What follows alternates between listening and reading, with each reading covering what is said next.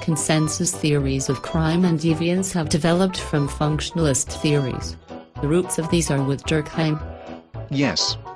Durkheim emphasized the importance of shared values and integration within society. Threats to this order were to be avoided as they could lead to enemy and chaos.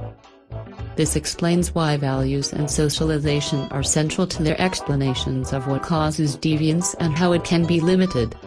The control in a community is vital. Indeed. These shared values, these collective sentiments provide a social glue that unite people together in a common goal and shared identity. Look at his work on religion. So true, Paul. It is poor socialization that leads to crime and deviance. Everything must be done to maintain a sense of community and shared values. I know, Sarah.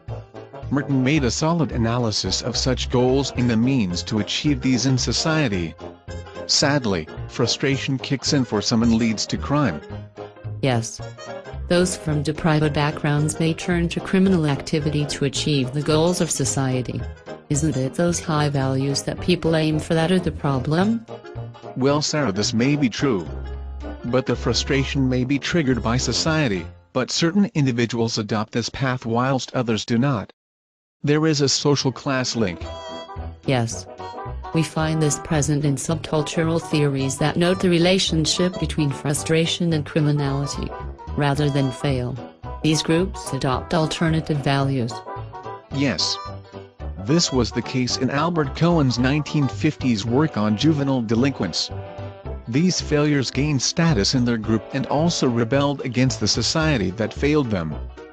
And what about how illegitimate opportunity structures provide structures and a degree of organization for these young people to have a career and climb the ladder over time? Yes. The power of these alternative values to determine their behavior. And wasn't it Miller who considered the focal concerns of the working class that propelled them into crime? Yes. He so did. This way of life and peer pressure lead to a form of socialization that is passed on across the generations of the lower classes. This idea of poor socialization is also noted in New Right arguments about welfare dependency and the values and lifestyles that they call a culture of dependency. Yes, and when tied in with absent fathers we find poor discipline and irresponsibility that is linked to disrespecting wider society. Criminality is linked to moral decay. It is. There are generations of children raised in areas where marriage is uncommon, unemployment is high and a sense of duty and responsibility is absent. This is similar to control theory and the need for communities to be strong. Attachments and bonds are essential if people are to have obligations and duties to others. This is so, Sarah. With community comes shared values and also a strong degree of informal social control which keeps members of society in check. We find this linked to Durkheim. Yes. Especially in terms of public condemnation of wrongdoing. High-profile punishment, which again relates back to New Right ideas such as zero tolerance and ASBOs. And related policies such as target hardening and situational prevention. These measures along with displacement, neighborhood watch and CCTV can strengthen community. Especially in suburbia and villages where there is strong sense of community in place. Much harder in urban areas where people are not so closely bonded together. This is precisely what ecological theories were suggesting about a degree of enemy and social disorder in a zone of transition.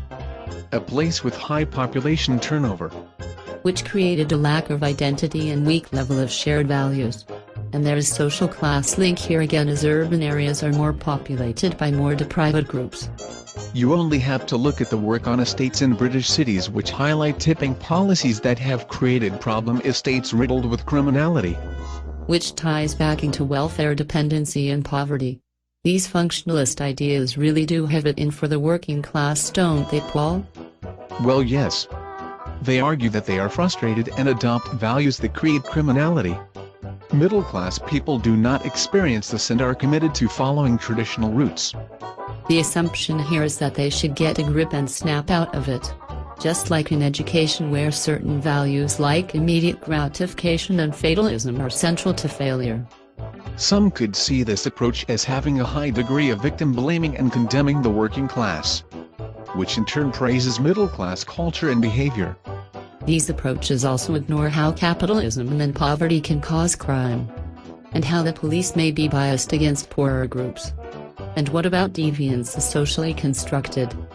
Well, Sarah, that is another story. Maybe we need to consider the conflict approaches to get a balanced view on this. Let's go do some more researching.